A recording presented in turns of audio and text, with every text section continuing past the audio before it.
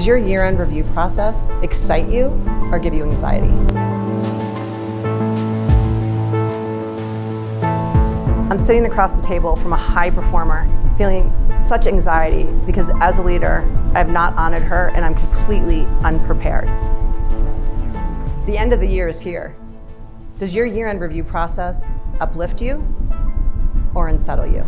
Gallup reveals that only 14% of employees are driven to excel after a year-end. So put it this way, if a year-end was a drug, it would not be approved by the FDA for efficacy. If you go into your year-end reviews unprepared, you are risking losing your highest performers. They will quietly quit. You're losing credibility as a leader and you are destroying morale on your team.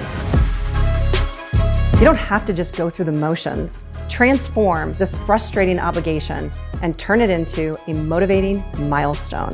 Rethink your year-end review process. Train your leaders to ensure every feedback inspires and motivates improvement. Raise your standards. Join us.